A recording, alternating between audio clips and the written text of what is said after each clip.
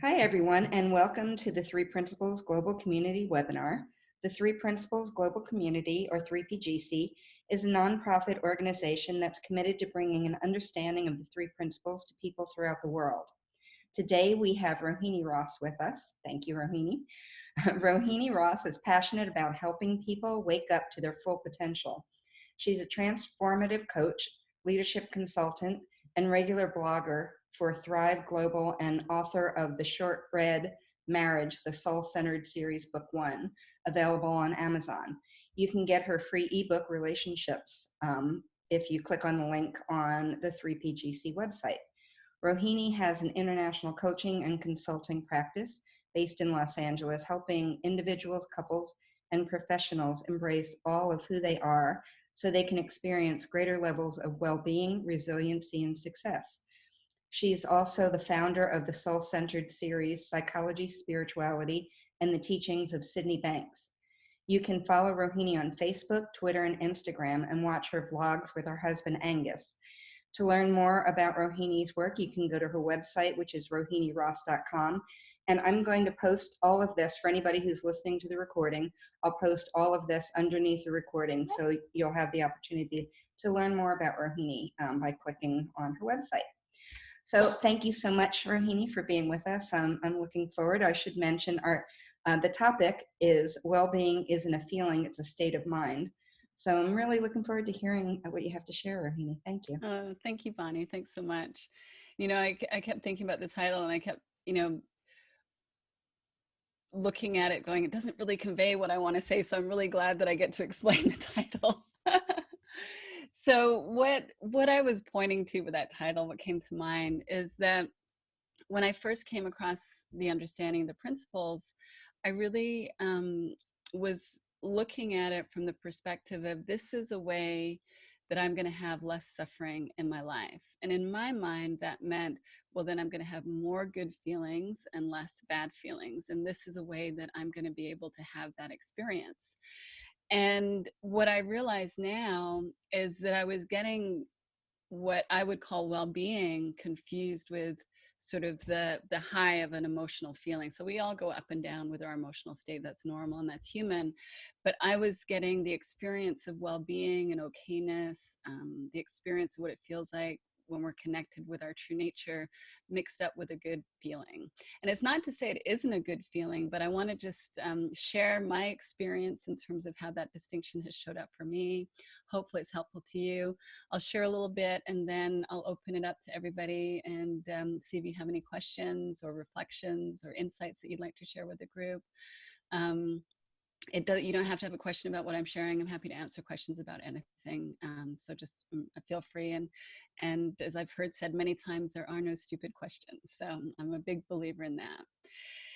So to go back to sort of my journey and my defining moment with the principles, what really impacted me, and again, it was sort of a journey of being impacted by the understanding and continues to be. I'm always going to be a beginner. But what was happening when I first came across it is my life was getting better. I was feeling more peaceful. I was, just lighter inside, but I couldn't explain it. I had no idea why.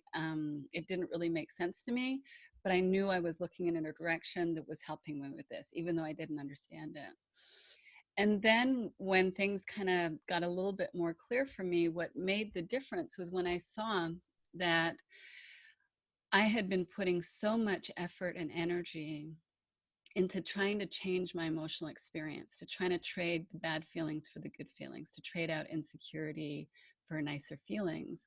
And the way that I had it wired was that my job was to improve myself, and that the measurement was by how many good feelings I had versus how many bad feelings I had. And so I was very focused on my emotional experience. I was very focused on whether it was good or bad. And because my emotional experience was getting better, it felt really logical for me to think, well, I just need to keep going in this direction, because having an understanding of where experience comes from, recognizing my identification with certain thoughts would cause suffering, it made sense to me then to be like, okay, then my job now is to really get good at not identifying with any negative thoughts so that I feel better more of the time. Now, the big downside of this is it just falls into the same category of self-improvement that I had been doing all along. And I've shared this before, but it was when I was having a conversation with Linda Pransky that she helped me really see, not in an intellectual way, but in a way that really, I felt the exhale. I felt the, oh my goodness, this is completely different than what I thought, and I can relax. And what I saw was that I didn't need to control my experience. It wasn't my job to try and have certain emotional experiences. That was going to happen. It was going to be what it is.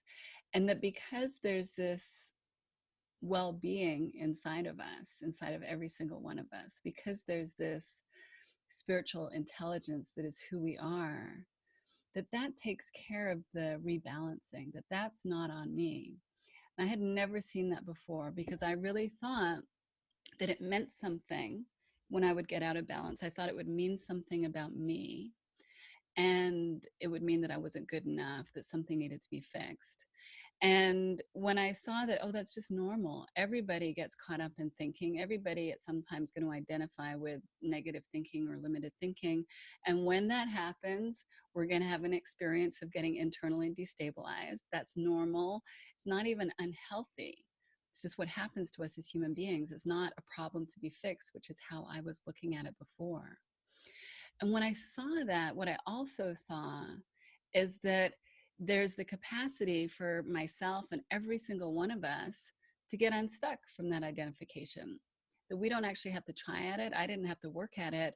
That I would naturally stabilize. I would naturally get unglued. And rather than being in my little thought loop, I'd let it go, and the thoughts would start flowing again. And then I'd come back to an experience inside of myself. And that did feel a lot better when I'm there, I have to say.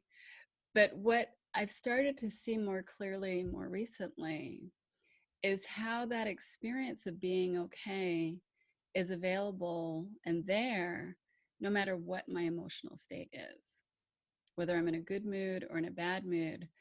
And that's what I'm referring to when I'm talking about well-being, that there's an experience that isn't about our psychological emotional state, that isn't about our emotions, that's there no matter what our emotional state is, no matter what the content of our thought is.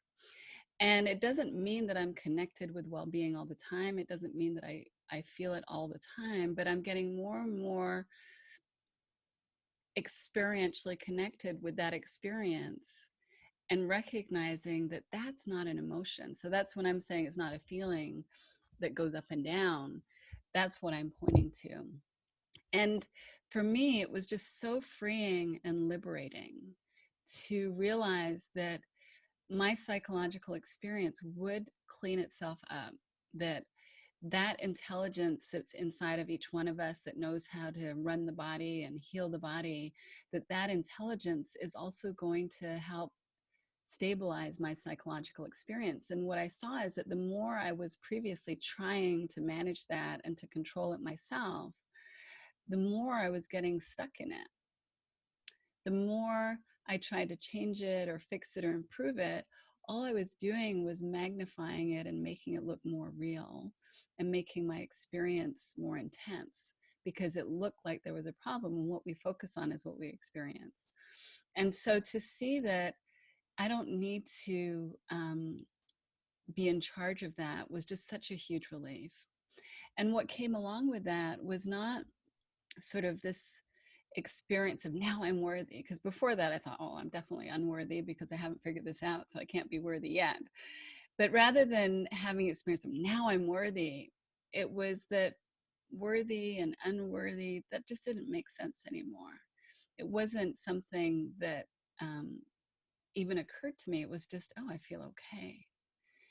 And that is, to me, the direction that I keep looking in. And it is a feeling. And I know Sydney Banks says in his recordings where you're looking for a feeling and it's a positive feeling. But I want to just, add my experience related to that. I'm not saying I know any better or different than him, but just how that's making sense in a different way to me these days. And so it's that experience of okayness independent of what my experience is.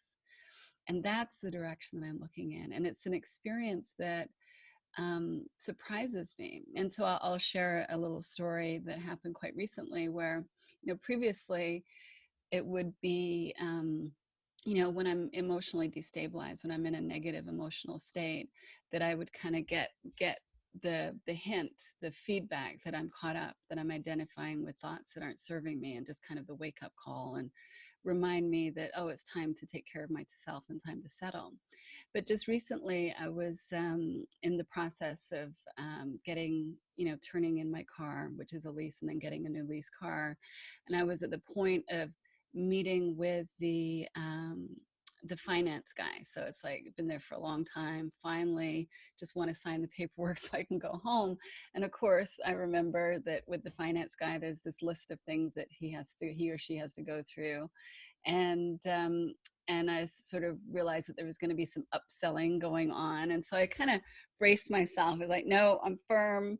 I'm going to stick with what we've negotiated. I don't need anything else. And so I was kind of braced for that. And then he took me off guard, and he just looked at me, and he grabbed this piece of paper and he smiled, and he passes it, and he's got this big smile. He goes, you have an amazing credit score. And it just like, it was not what I was expecting. And for a moment, I was like, wow, I have an amazing credit score. And I just felt like, wow, that's really good. But what was so interesting is that as that was happening, inside of me, it was the same kind of feedback that I would get when I was identifying with negative thoughts, that it did not feel good in the way that well-being felt good. It was a different experience. And I think that's the first time that I've really noticed that in terms of when I'm identifying with something positive. And to me, that's the distinction, because I was putting my worth outside of myself. I was putting my worth on numbers on a piece of paper. It, occurred to me in that moment that that was a good thing and it meant something about me. And of course, none of that is true for me or anybody. But temporarily, I bought into that. But what was so beautiful is that I woke up from that in a way that I hadn't noticed before, and realized that that is not the direction that I want to look in. That is not the direction of the experience of well-being and peace and inner freedom that's available. And so it became kind of a new compass point that I'm able to kind of reference and recognize, and get that distinction between well-being, which is unchanging, which is who we all are. You can call it what you want, your true nature, unconditional love, impersonal love, whatever label you want to put on that. Use whatever you experientially resonate with.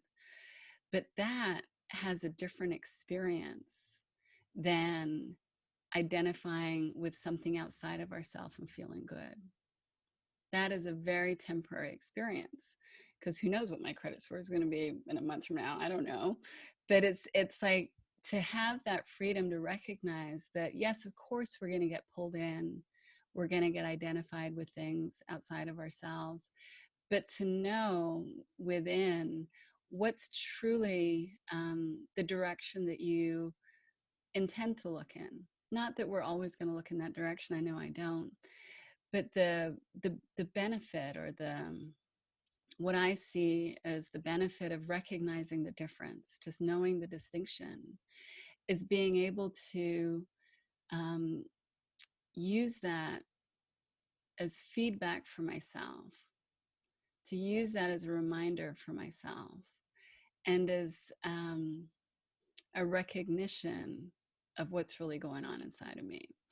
And to know that it's not something that I need to fix or change. Like, it happened so quickly. It wasn't like, oh, I need to do something here. But it's just the seeing of it that makes the difference. The seeing of that in a way that I hadn't seen it before was what made the difference for me in that moment. And I know that because I've seen it that one time, it doesn't matter if I get gripped again, I'm going to see it again, because I'm going to remember.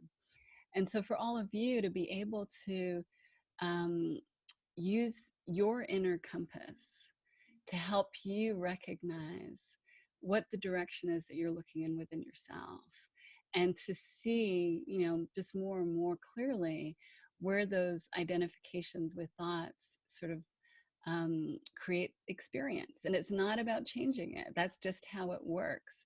And the seeing how it works, to me, is what's so profound and powerful. And that's what I love about the understanding shared by Sydney Banks, is that it really pointed me to the fact that by just seeing something and understanding it, that's enough for everything to change.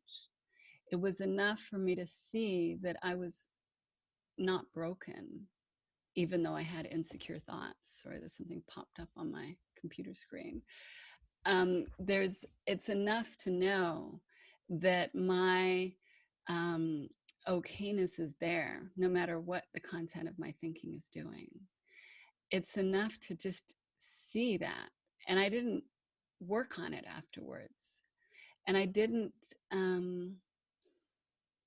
it wasn't something that I had to force myself to remember. It was an experience that was there.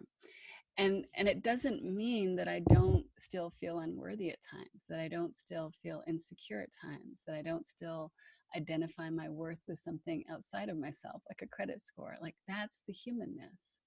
And we all have that, and we're all going to do it in our various ways.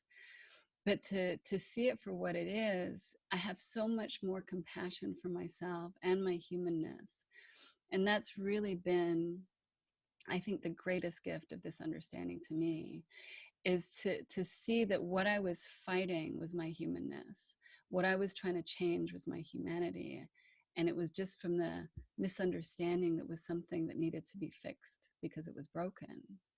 And that actually what I see now is that it's through just being with that, being with myself as I am, exactly as I am, that opens more room for me to experience the deeper parts of myself, the deeper feelings that are deeper than the ups and downs of the psychology. Like, I don't know what words to use, but that which is deeper, that inside of yourself and you recognize inside of yourself.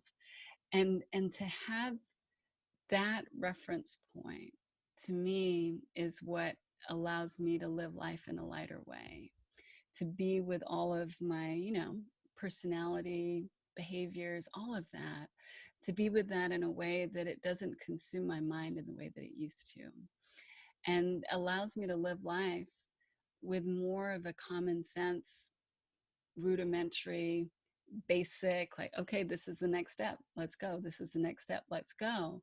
And to see what unfolds from that, which is not about me making things happen or me forcing things to happen. It's really about just allowing myself to drop into what's common sense in this moment. And so previously, in my feelings of unworthiness and my feelings of being broken and needing to fix myself, it made, and I don't know that I would have consciously said this, but on some level, it made sense for me to do more, to be better, because that was how I was getting my worth. And to just get really clear inside of myself that there's nothing out there that can ever give me that. And that's true for every single one of us, that who you are is more than enough. Who you are is that impersonal love. Who you are is the beautiful feelings. And that is, it's only through looking in that direction of what I'm saying is well-being, that's where you're going to experience it, that it's never going to come from looking outside.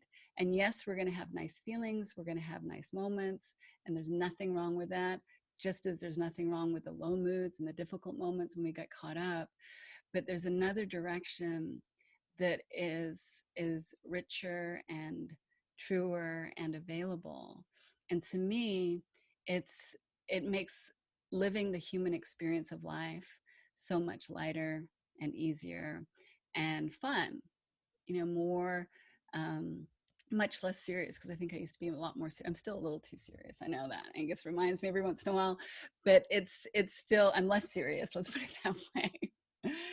So I don't know if there's any questions or comments yet, but I'm open to that now, Bonnie, if there are. And if there aren't, I guess we'll see what happens. And I'd love to hear what other people are seeing for yourselves about looking in this direction. What I love about the group experience is the wisdom of the group. So even if there aren't questions, you know, I'd love to hear what other people are seeing too, if you're willing to share.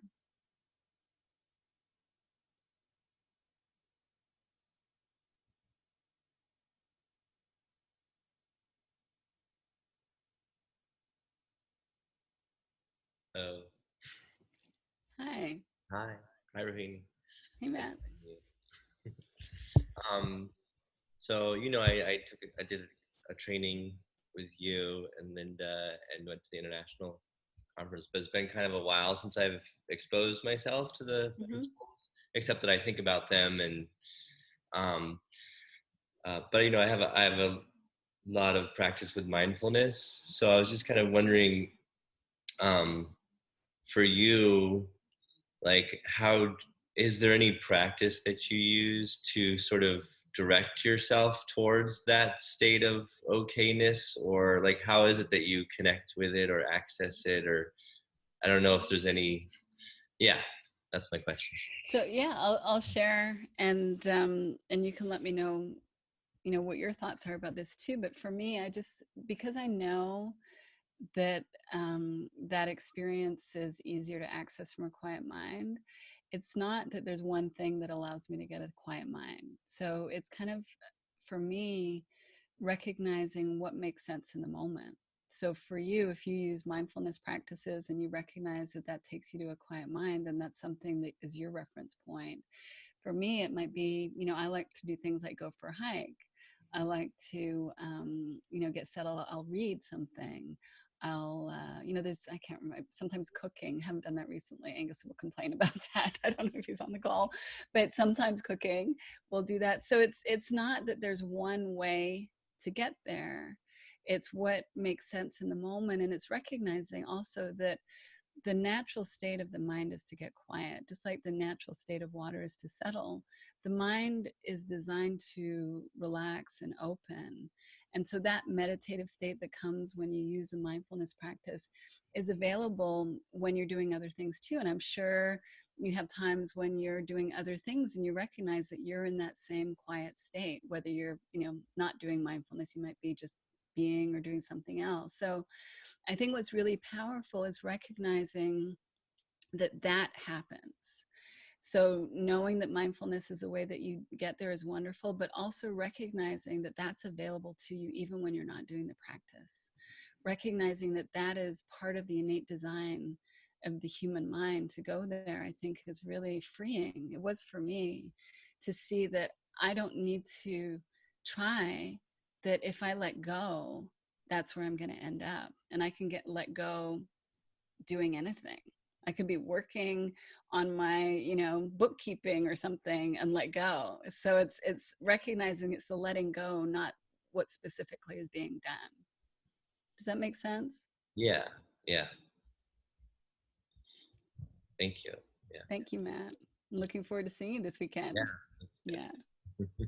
Take care. Me too. Andrea, I just unmuted you. Whoops, I just tried to. Yep. There you I go. did. Thank you. Thanks, Bonnie. Hi, Andrea. Hello, Rohini. I just have a comment.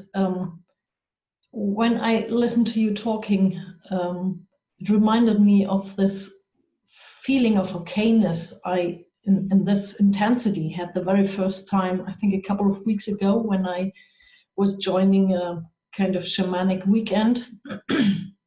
And I suddenly realized there was nothing on my mind. And it was like having a camera in my head looking for something. No, there's nothing. And feeling ordinary.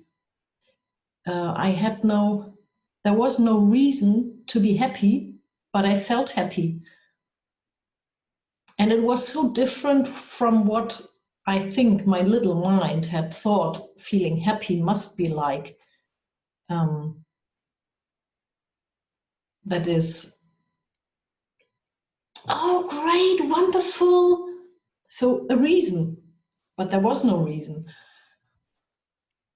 And I felt like what Sydney Banks in The Missing Link once, I think, wrote, that we are the participant and the actor in the theater of life. So I was watching myself being happy for no reason, and there was astonishment.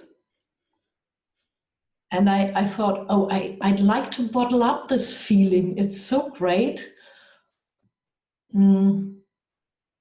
Yeah, this was for me the very first time having touched this okayness, the source of what my little mind wanted to tell me I can only find somewhere outside. Mm-hmm. And it's just fantastic. That's such a beautiful example, Andrea, and it's exactly the direction that I'm pointing in. And I think we all have those reference points, like you're pointing to, like, oh, that's it. Like, there's no reason, it just is. Yeah. And you just fell into it, and it is a beautiful feeling. And we don't need to bottle it up because it's right there. And it's trying to bottle it up that has us think that it's not right there. And it doesn't mean that we're going to feel it all the time, but I think there's a knowing, and I kind of hear it in what you're sharing too, but there's just a knowing that it's there. And for me, the knowing that it's there and that it's possible to fall into that by happenstance, on purpose, whatever ways we get there, it's sort of like, oh, that soft cushion of, like, I'm okay. And I love that you reference that feeling here on this call. That's really beautiful. Yeah, thank you for reminding me that it's there. Yeah, that's lovely. Thanks so much for sharing. Thank you.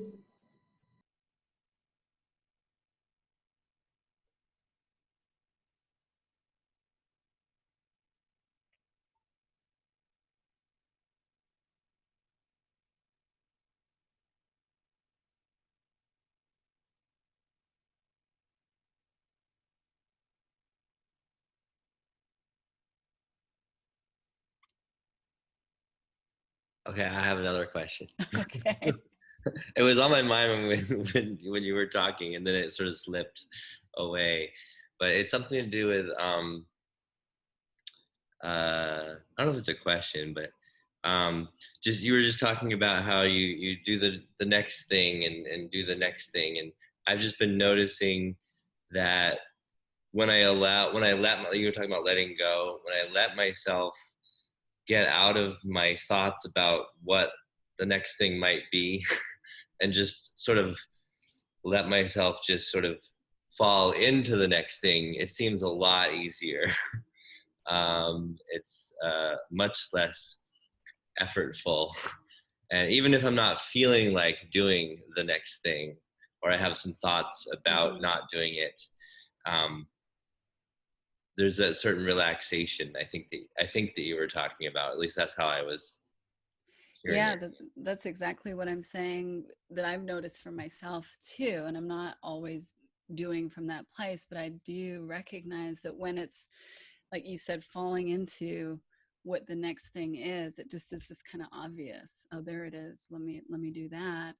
Versus the other way that you talk about it, which is thinking about what the next thing is, and the next 10 things, and, well, now what order do they actually go in? And there's just, it's so amazing the creative potential that we have with the mind. So we can use it in so many ways, but that's one way that we can really use it, where it comes back on us, which is getting ahead of ourselves. And it doesn't mean that we can't plan or think ahead. Like, I'll buy an airline ticket for months out of time, ahead of time, but it's kind of knowing, like, oh yeah, buy the airline ticket now. That's what makes sense. And And what I've seen as the shift within myself is that there used to be so much pressure that I would put on myself to get things done.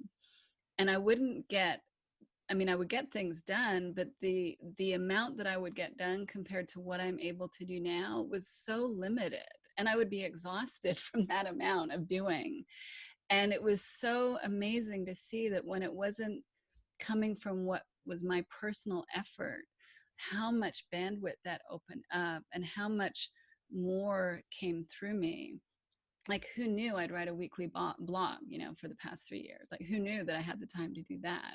Who knew that, Angus and I had the time to present the Soul-Centered series? Like, who knew that was going to be part of what I was doing? Like, I didn't know, but it just made sense. And so it's like, okay, I guess this is the next step. And I love that you said that we don't have to like what that next step is. When it's common sense, it doesn't really matter. We just do it. And it's what's needed, and we just do it. And the things that I would procrastinate about, like, I thought about writing a blog for, I don't know how many years, 5 years, maybe even longer. And, I thought about it. And then all of a sudden it's like, oh, I'm writing it. I'm just doing it. And then it's like, oh, and I'm doing it again. Oh, now I'm doing it again. So it's interesting to see how we can create from that place of effortlessness, or feels kind of impersonal. It's like more impersonal. And the more impersonal my doing is, the more I seem to get done, and the less of a toll it seems to take on me. And I'm going to be clear, I'm not perfect on this. I do overdo it. I do I do not listen all the time, but it's a fun lesson to be learning.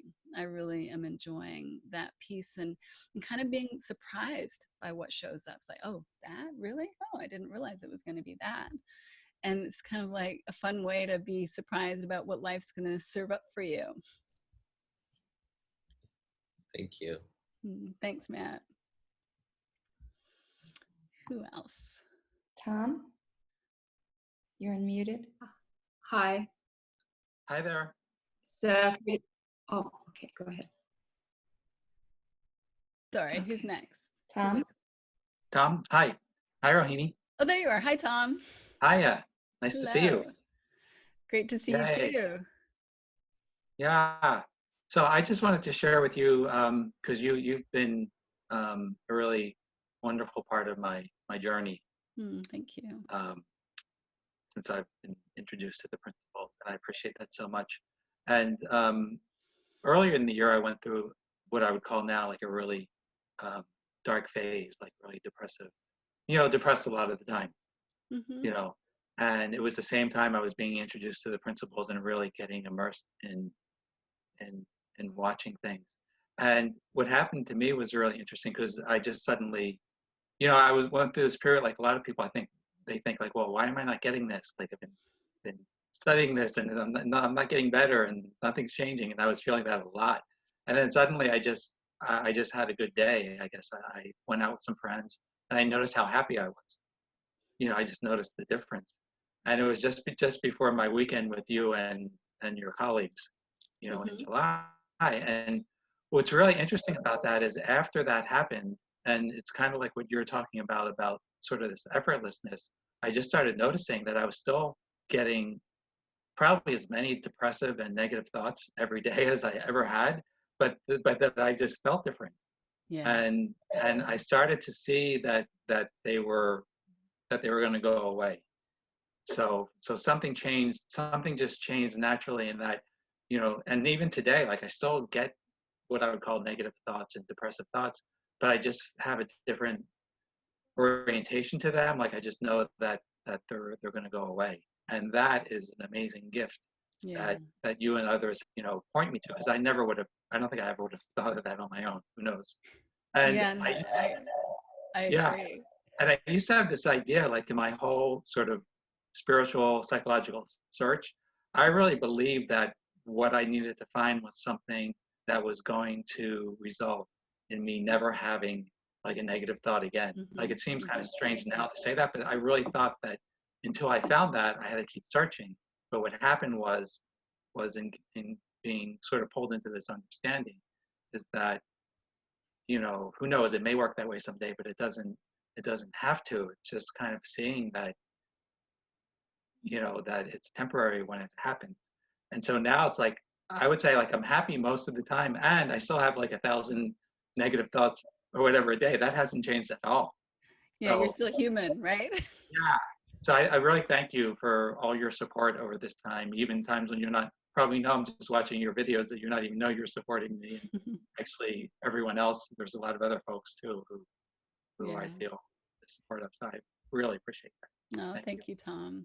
And it's really profound what you're sharing. And I was in that same camp. I thought that spirituality was going to eliminate negative thinking because I saw negative thinking as the problem. I saw, and then I come across the principles that say that, oh, your feelings come from thoughts. So it just kind of seemed like, oh, well, of course, negative thoughts are the problem then, because I don't want these feelings. And it took me a while to recognize that difference between the thoughts aren't the problem. I still get anxious, insecure, negative, like all kinds of thoughts. And sometimes I identify with them and I have the experience of identifying with them. And none of that is a problem. And that's the freedom that the understanding gave me. And I was kind of sharing, Angus and I were doing an intake call with a couple yesterday for something. And we have the Soul-Centered series starting this Friday. And I can feel that my that I'm not sleeping as well. I don't even really want to call it anxiety because I'm not experiencing it as anxiety, but I can feel that, you know, I have more energy in my system is what it feels like. I've got a lot of energy in my system. And I wrote about it this week in my blog. One of the things that happens when I get a little anxious is I start chewing my cuticles. So Angus is talking to this couple, and we were talking about how coping mechanisms are the way that we stabilize, and we don't want to look at the coping mechanism. We want to look at, being kind to ourselves so we can stabilize. And so I use that as an example. And he goes, "Yeah, it's been like sleeping with a beaver." I'm chewing my cuticles in bed, but it's like it's not a problem. Before, I would have had so much shame about that. I would have, and also he hasn't said anything, which is a really nice thing and shows a shift in him. But before, that would have been, it would have meant something that, oh, here I go again. I haven't fixed this habit. What's wrong with me? You know, my God, I must have anxiety. And this time it's been like, yeah, probably am anxious, and oh, wow, not a big deal. Doesn't mean anything about me. And so to be able to have our human experience, which includes the full range of emotions for every single one of us, it's like we don't escape that. We wouldn't want to escape that. That's part of what it means to be human. But what I hear you saying, Tom, is that your ability to be in your human experience has really shifted without the thoughts having to necessarily change, but you're simply not taking them as seriously. They're going to come, they're going to go, you don't really need to do anything about them. And so it's like you can feel happy much more of the time because they're there, but they're in the background now. And to me, that's the freedom that is the learning curve that we all have available to us, because we all have, some people's depressive thoughts, some people's insecure thoughts, some people's a combination of various thoughts that we identify with and think they mean something when they show up, or certain behaviors show up and we think that means something about ourselves. But when we see that who we are is not impacted by any of that, who we are at our essence is always whole and perfect and complete, and the experience of that is available. Like, that's the freedom. We don't need to change anything about our human experience. So it's so exciting, and I love hearing your shifts. So thanks so much for sharing. Thank you so much. Thank you. Yeah, thanks. Is it Chiara? Chiara? I'm not sure how you pronounce it. Hi, Rohini, it's Chiara. Chiara. I've come across the principles about maybe 3 or 4 years ago, and I just discovered you this month. Oh. I really appreciate how you express it with your language, your own way of just the way you live them. So I really appreciate that.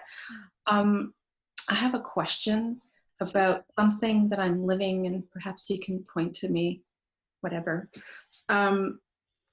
So I really, first of all, appreciated your story about your credit score, how, it's just So I had an experience of that a couple of weeks ago.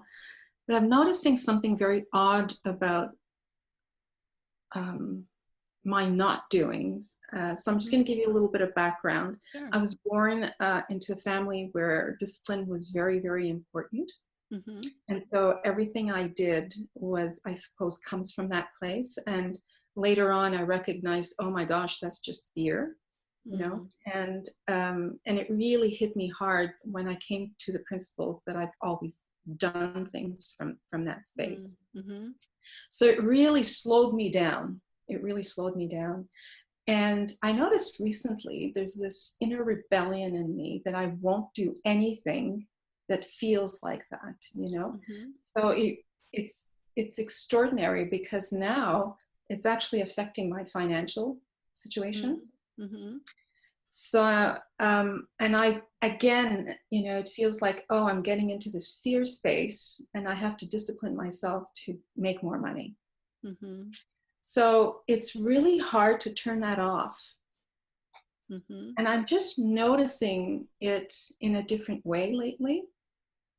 And you know how you said earlier, even though I don't like something, I'm still going to do it. Mm-hmm. So that's something I don't seem to be able to do, and I'm blaming it on my background. Mm-hmm. And I know it's just a thought, but it seems to be so embedded in me that I'm not sure how to undo that. So I'm just wondering if you have any thoughts around that. Yeah, I'll share some thoughts and you can let me know if they're helpful in any way. But the first thing that occurred to me is that inner rebellion that you're speaking to. Like, to me, that's tremendous progress. Now, I know that you're looking at, like, you're kind of projecting out, well, what's going to happen if this keeps going? But to me, that's your health of recognizing that you're living with a new understanding that isn't having fear drive you in the same way that it used to. So to me, that's so profound to have that amount of freedom from that. Now, if you're able to sort of recognize that for what it is, there may be more possibilities that show up that aren't having to go into a power struggle with that, because that's what you've done in the past, right? And what I hear is that the old way isn't going to work for you anymore. And that's the really good news, because it wasn't serving you, you know, it served you at that time, but based on what you're understanding now, it's not going to work.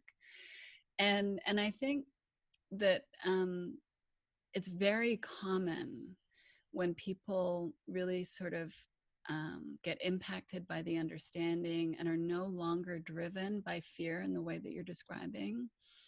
It's very common to have time, you know, a period of time where it's kind of like the adrenaline's out of your system and there's not necessarily a lot of motivation. Like, it's a really healing time where there's a recalibration going on, where fear and adrenaline aren't the motivating factors anymore. But when that's not there, it takes a little, for me, I'll speak for myself, it took me a little bit of time to recalibrate and get my energy back. Like, when I let go, I was exhausted. I was really exhausted. And I thought I would be exhausted for a week or two. Like, that was what I had room for, was a week or two of exhaustion. And I don't know exactly, but I think it took me at least 3 months. Now, I don't mean that I just, you know, stayed in bed and didn't do anything. I did the essentials. Like, you know, the kids managed to get to school. I don't know how much extra work Angus did around the house, but I just did the bare minimum. And it happened at a time when I had left a leadership position and was going into, you know, my practice, my own, you know, entrepreneurial practice. And I thought, okay, great, this is done, ready to go. And I didn't do anything other than kind of what was needed, and read and rest and watch Netflix and, you know, chill. So I see you nodding. So I'm wondering if part of that is what's going on for you. And if it is, to see that as part of the healing journey and to listen deeply within to what's needed. Because if I listened to my mind, my loop would have been like, you gotta, who cares if you're tired, just go. Like, that was my old way. That wasn't going to work anymore for me. I couldn't do it. I couldn't beat myself with a stick anymore. Right. That makes a lot of sense. I just can't beat myself with a stick anymore. Yeah. I really can't. And I'm very aware that I'm watching Netflix. Yeah. I'm very aware that I'm reading books. Yeah. I'm still working. I still have some wonderful clients. I love working with my clients. Yeah. It's just that I cannot say yes to projects that I don't want to do anymore. Mm-hmm. Yeah. So that's why that's one of the reasons too. Like, there's this really strong rebellion. So I am doing all of what you just described. That's exactly what's happening, and I can't seem to. And I'm thinking, oh my gosh, what's going to happen to me? So yeah, you're right. That's what you said. That's going in. Yeah. That's going into the thinking. Yeah. Right. And to really see, like, oh, you're healing, your body is recalibrating. There's a price that gets paid when we push ourselves and beat ourselves up. There is a price that the body pays. And as soon as we give the body the opportunity to repair itself, it is going to do that. So it's like, oh, there's some room. Here we go. Like, that's what's happening. And it's like, we're not doing that. So again, for you to listen deeply, because I hear that you are doing things that make sense to you. It's not like you're not doing anything. Right. And to listen to that rather than the anxious thoughts that come in going, oh my God, what's going to happen if you're living your life like this? If I had listened to those thoughts in that 3 months, it would have been like, oh, we're going to be living on the street in, 6 months time. What's going to happen to us as a family? And I could have gone there, but I listened more deeply and recognized that I just need to rest. And then, the divine timing of things, as soon as I'm starting to feel better, there's the opportunities that I have the energy and the bandwidth to do. Like, for whatever reason, the timing, it's like, oh, the timing's now. So to me, it's like, what are you going to honor? Are you going to honor the anxious thoughts? Or are you going to honor a deeper knowing inside of yourself that truly is self-honoring? That's truly self-honoring. And to know that whatever is self-honoring is coming from the impersonal self. And for me, the impersonal self is from which everything comes. So why wouldn't you have things show up for you when you're honoring that within yourself? Why wouldn't life reflect that back to you in a myriad of ways? And rather than it being through personal grit and willpower and fear and pushing, what about creating from that potential that is the source of everything and letting that be what shows up in your life?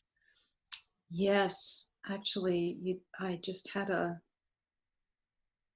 light bulb moment that I'm not allowing myself to be creative, because I feel that if I do that, it just makes sense why I'm so concerned about it.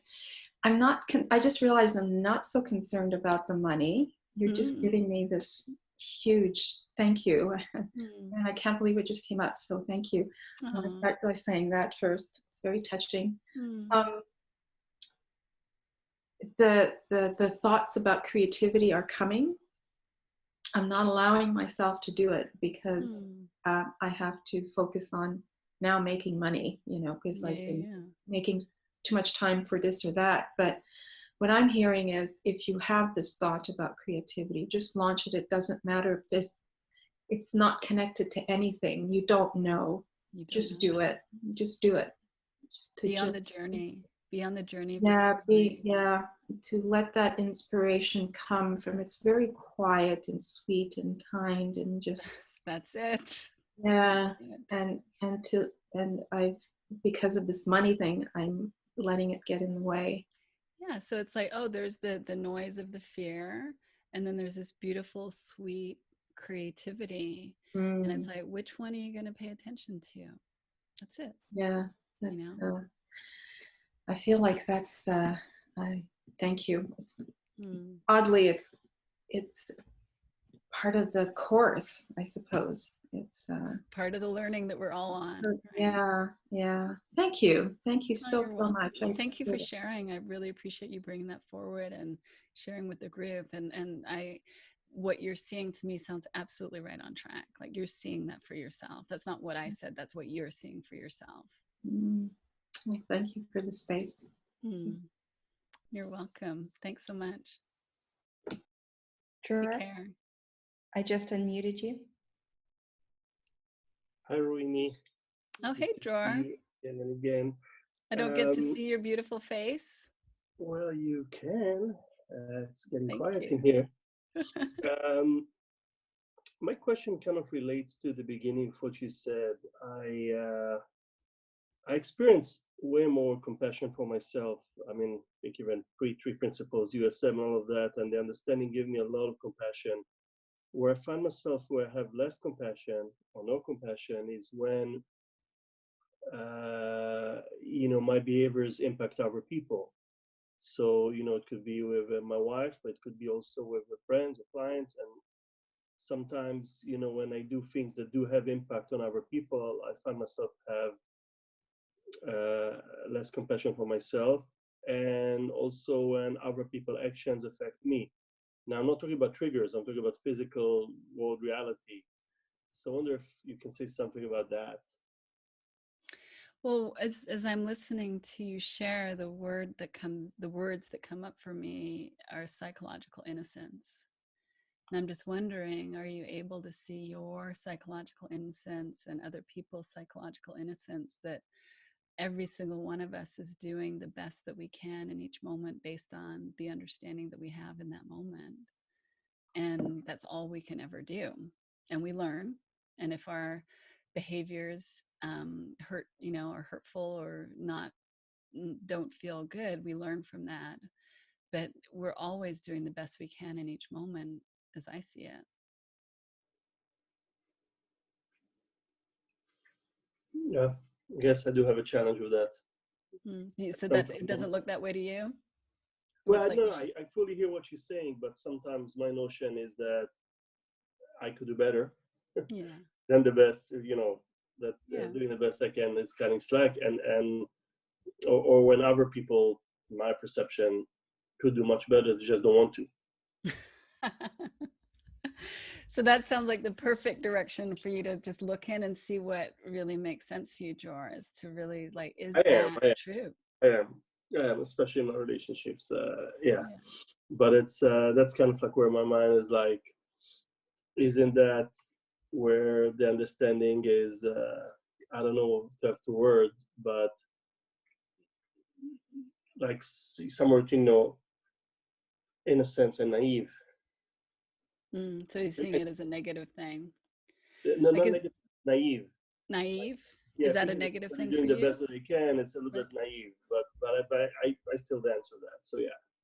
Well, it makes me think about the times when, I can really relate to what you're saying, is if I've lost my temper with one of my daughters, I will feel not good afterwards. And it's, I've really judged myself for that in the past. And, I think as survival, having 2 teenage girls, I've had to learn this lesson a little bit, that, I am always doing the best that I can. And I don't always live up to the standards and expectations that I might have in my mind, but it doesn't mean that that's not the best I can do in that moment. And it also doesn't mean that I can't, show up differently in the next moment. But no matter what my behavior is, I see more and more clearly that that was the best I could do at that point in time. And it's got no relationship to what the next point is, but that was my best then. And that was their best then, or whoever, I'm relating to. And that has taken so much pressure off in terms of standards and expectations. Like there's such, for me, a lighter way of showing up and knowing that my best is going to look different at different times. Mm-hmm. That's true. Right. That's a very, very good point. And if I've behaved badly, when previously I would judge myself, that would be like kicking me when I'm down. Because if I behave badly, I am really suffering. And so then to add on judgment it's like rubbing salt in the wound. It's just so unhelpful because I'm already destabilized. So now I'm just getting myself even more destabilized. And so to realize like that's the time that kindness and self-compassion, like if I'm able to have that for myself, like that's what's needed. Yeah. No, I get that. Mm-hmm. And it Thank has you. to be, we have to see it. We can't manufacture that. We have to see it for ourselves. Yeah. But psychological innocence, to me, that's been so helpful. No, I get that. That and separate reality are big. When I really realize that other person reality or my separate reality at times, I have many realities. It's really helpful to understand that. Yeah. Well, thanks, Dror. Thank you. Do you have time for one more, Bonnie? Are there any others out there? Yeah, there's one question that I like. Okay, sure. Go ahead. Yeah, I haven't been reading the chat. Yeah, Steph typed it in. Why is fear so loud and wisdom so quiet? Gosh, I have no idea. But it does show up that way for sure at times. But I think that if it's not always the case. Like sometimes wisdom comes in like really loud. So I don't think it's just that way, although it can sort of show up that way at times. But I do think it's a reflection of where we're placing our attention and what we're identifying with. So if we're used to identifying with fear, it kind of breathes life into it. It kind of magnifies it. And so it makes it a whole lot louder, or we experience it as louder. But if we're not identifying with it, like kind of Tom's example, it sort of goes back into the background, and then our wisdom can be, so much more present and experienced. And so being able to have the capacity to discern, not to change our thinking, not to manage our thinking, but just to see that we can have some choice over where we're placing our awareness. And to me, that really shrinks down the fear or the narrative of the ego. It just kind of shrinks it down, so it becomes so much more manageable. Thank you. That was a good answer. And Sue, I see you have your hand raised, but there's no way for me to unmute you. Can you unmute yourself? There's no microphone next to your...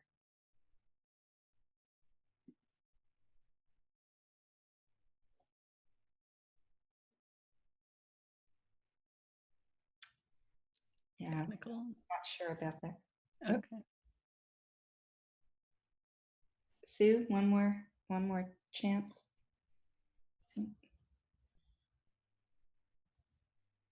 Okay. Anyone else have a question or comment?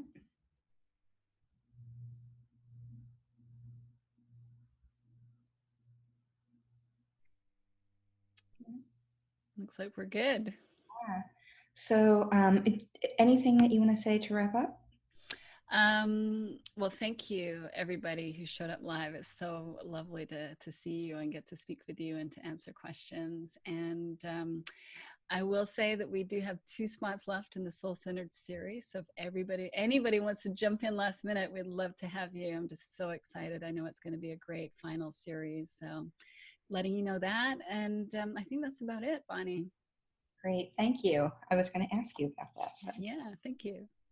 Yeah, so thanks everyone who was on live, and just want to let you know that the next webinar, we're going to do 2 this month, is Monday, October 21st with Krista Kempsel, and she's going to be talking about my reflections on the impact of the teachings of Sydney Banks. So hopefully you can all make it then.